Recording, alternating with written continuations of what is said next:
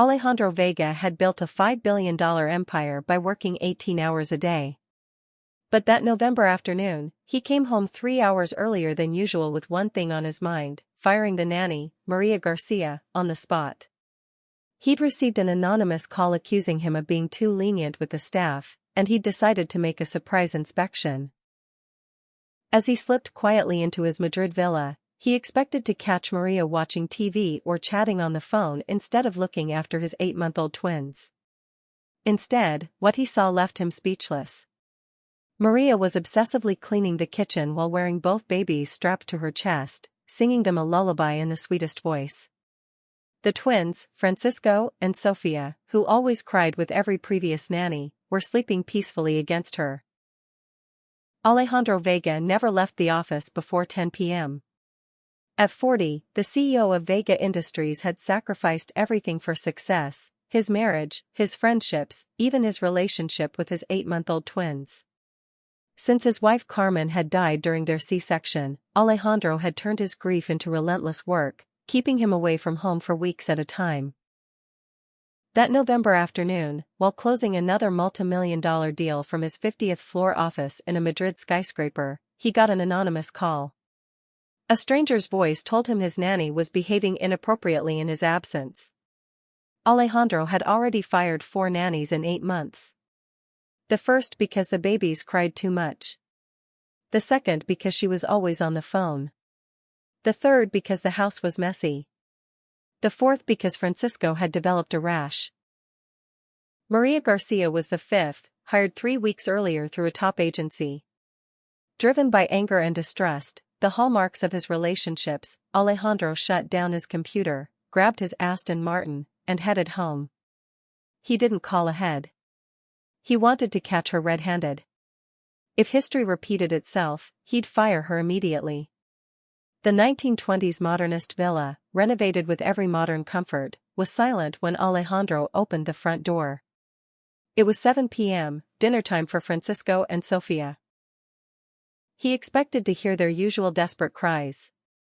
Instead, the only sound was a soft female voice singing. He followed the gentle melody to the kitchen, ready to find Maria scrolling on her phone while the babies were neglected. What he saw hit him like a punch to the gut. Maria was methodically wiping down the counters, both twins strapped to her chest in a baby carrier. Francisco and Sofia were sleeping deeply, their little faces peaceful in a way Alejandro hadn't seen in 8 months. Maria moved with quiet grace, cleaning every surface while continuing to hum softly. Every motion was carefully calibrated not to wake the babies, fluid, natural. She wore the required blue uniform but had added a yellow apron to protect the kids from cleaning products. Alejandro stood frozen, feeling something unfamiliar tightening in his chest. In 8 months, he had never seen his children this calm. He had never felt this kind of peace in his home. He had never seen anyone care for Francisco and Sofia with such natural love. Maria kept singing, unaware she was being watched.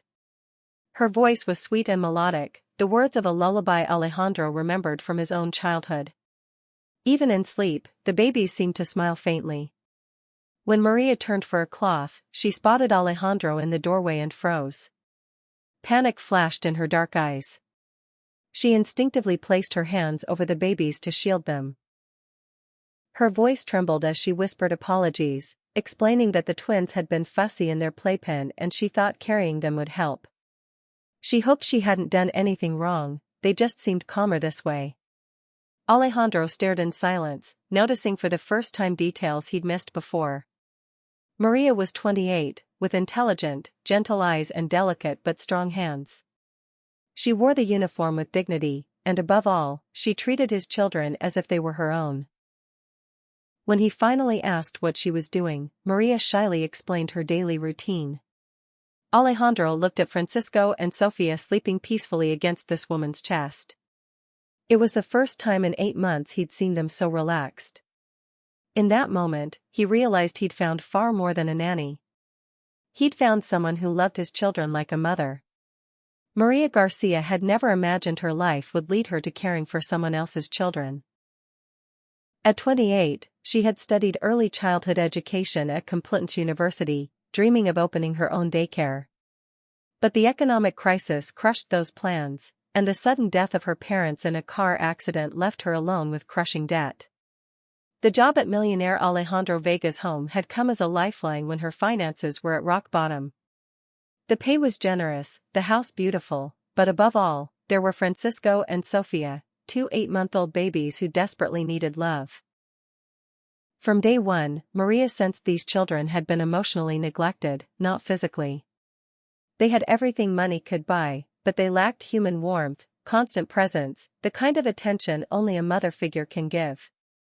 Alejandro disappeared for days at a time, and the previous nannies treated the twins like a job, not like little humans to love. In her first days, Maria studied the twins' reactions. Francisco was more sensitive, he cried often and only calmed when gently rocked. Sofia was livelier, curious, needing visual and sound stimulation. Both relaxed when they felt an adult's heartbeat against their chests. So Maria started using baby carriers while doing chores. It wasn't something she'd learned from books, it was pure instinct telling her these babies needed constant physical contact. The results were immediate: less crying, better sleep, bigger appetites. That afternoon when Alejandro came home early, Maria was following the routine she'd built over the past 3 weeks. After feeding them, she kept the twins with her while tidying the kitchen, rocking them and singing the lullabies her own mother had sung to her. She made them feel part of what she was doing instead of leaving them alone. When she saw Alejandro in the doorway, her heart stopped. She was sure her job was over that day. No wealthy employer would accept seeing the help carrying their children like her own. But it was too late to pretend, too late to hide the love she'd already developed for Francisco and Sofia. Alejandro's question caught her off guard. His tone wasn't accusing like she expected, it was almost curious. Maria timidly explained her routine, bracing to be fired. Instead, Alejandro just watched her with an unreadable expression. His usually cold, distant eyes looked different. Softer, almost vulnerable.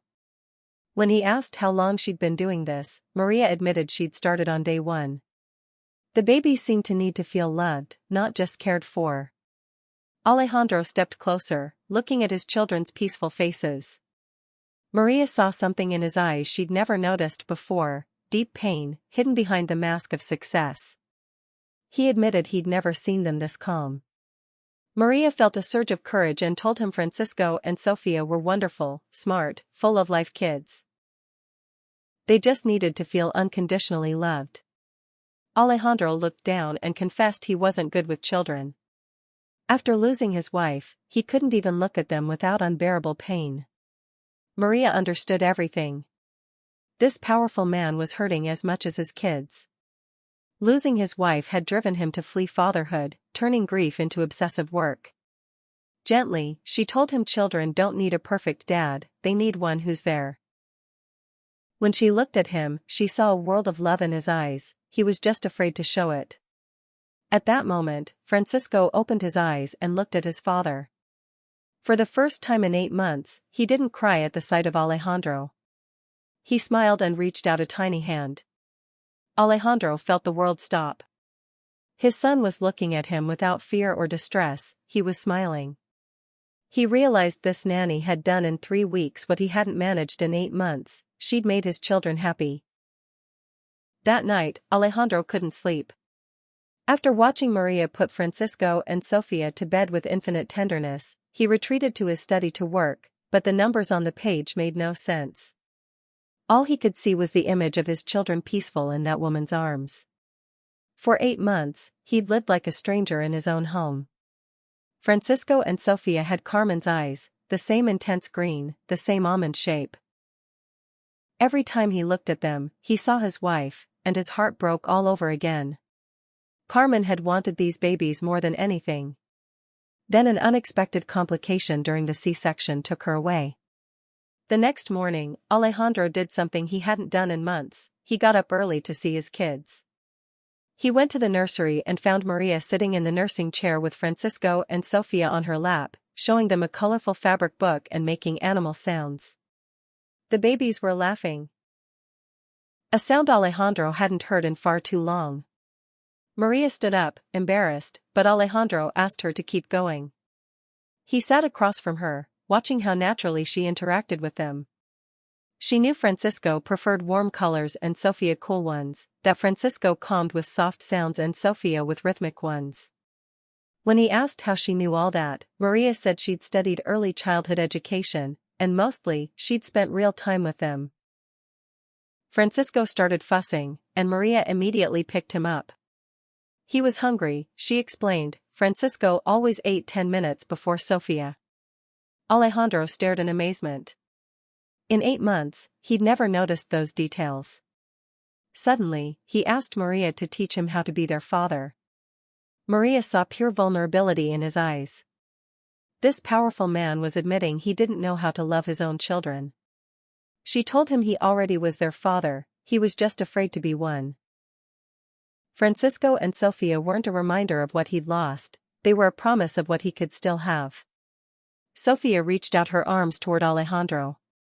He hesitated, then slowly picked her up. She looked him in the eyes, smiled, and touched his face with her little hand. Alejandro felt tears stinging his eyes. His daughter recognized him as daddy. From that day on, Alejandro started a routine he'd never had before. Every morning, he spent an hour with Francisco and Sofia. Maria guided him with endless patience, teaching him how to soothe them, how to read their needs. Week by week, Alejandro discovered a fatherly instinct he thought was gone forever, and he discovered that Maria wasn't just an extraordinary nanny. She was the woman who had saved his family, bringing love back to a home ruled only by pain. 2 months after that first afternoon, the Vega villa was unrecognizable. Where deadly silence had once been broken only by crying, there were now laughs, chatter, and Maria's lullabies. Alejandro had drastically cut his office hours. He left after breakfast with Francisco and Sofia, came home for lunch when he could, and was always there in the evenings for bedtime.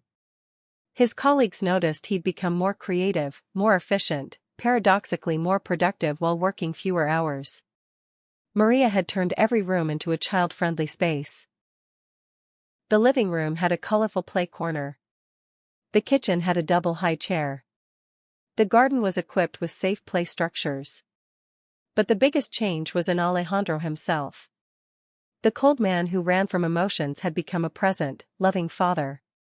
One February afternoon, while Francisco and Sofia napped and Maria prepped for the next day, Alejandro watched her quietly. She moved through the house like she belonged, with the love of someone who saw those children as family. He asked her a personal question: why had she never had children of her own? Maria looked down and admitted she'd never found the right man. After her parents died, she'd had to focus on debts and work, dreams of a family took a back seat. When Alejandro asked if that hurt her, Maria glanced toward the nursery where Francisco and Sofia slept. She said honestly that she'd found something better, a family that chose to love her, instead of one obligated by blood. Alejandro felt something shift in his chest. Maria didn't see this as just a job. She saw the three of them as her family. He stepped closer and told her she wasn't just the twins' nanny. She was the mother they'd never had, the woman who had saved this family. Then, voice shaking, he admitted he'd fallen in love with her. Maria protested it wasn't fair. He was a millionaire, she was just a nanny. They came from different worlds. But Alejandro said that in these months, she'd taught him more about love than he'd learned in 40 years. She'd helped him become the father he wanted to be. She'd pulled him out of the darkness. Maria confessed she loved him too. She'd loved him since she saw him look at Francisco and Sofia with eyes full of pain and love. She loved the man he'd become, the wonderful father he'd learned to be. Alejandro kissed her gently, a kiss that tasted like family, future, and true love. At that moment, Francisco's cry came from the nursery. They pulled apart smiling and went together to check on their little boy, because Francisco and Sofia already belonged to both of them in their hearts, if not yet on paper. 6 months after that confession, the Vega home had undergone a transformation far beyond the physical. Alejandro had officially proposed to Maria during a romantic dinner in the garden, with Francisco and Sofia sleeping in their strollers beside the candlelit table. It wasn't a surprise. In the weeks before, they'd talked at length about their future, dreams for the kids, how they wanted to build their family. They'd discussed everything from practical matters like Maria legally adopting the twins to matters of the heart, like wanting more children together. The wedding was held at the villa, an intimate ceremony with just a few carefully chosen guests. Francisco and Sofia, now 14 months old, took part in their fancy outfits, curious about all the flowers and soft music. During the ring exchange, Sofia clapped, and Francisco laughed as if they knew it was a special day. Maria wore a simple but elegant wedding dress, chosen more for comfort with the kids than for drama. Alejandro had never seen her look more beautiful, radiant with happiness. The most emotional moment came when the officiant asked if anyone objected. From the small crowd rose Sofia's high-pitched voice saying her first clear word as she looked at Maria, "Mama." Everyone burst into laughter, and Alejandro felt his heart explode with joy. Their honeymoon was unlike any traditional romantic getaway. Instead of jetting off to an exotic destination, they stayed at the villa, turning it into their family love nest. They took 2 full weeks off work, devoting themselves entirely to the children and their new life together. It was 2 weeks of pure domestic magic. Alejandro learned to cook following Maria's instructions. She learned some business basics Alejandro wanted to share. Together they created new family routines, garden breakfasts when the weather allowed, afternoons playing together, evenings watching movies while the twins fell asleep on their chests. The first real test of their new family came when Francisco got bronchitis, the twins' first serious illness since Maria arrived. Alejandro panicked, but Maria handled it with calm competence, coordinating doctors, preparing medicines, staying up day and night with him. Alejandro watched her care for Francisco with the devotion of a birth mother and finally understood that love has nothing to do with DNA. Maria loved those children as if she'd carried them herself, and they saw her as their real mom. When Francisco recovered, Alejandro made a big decision. He called Madrid's top family lawyer and started the legal adoption process for Maria to adopt Francisco and Sofia. He wanted their family recognized by law, not just by heart. The day the papers were signed, Maria cried with joy holding her children, finally hers on paper too. Alejandro watched the scene and realized he'd found something worth more than all his billions, a real family built on love and the daily choice to care for one another. But the greatest gift came 6 months after the wedding, when Maria told him they were expecting a baby.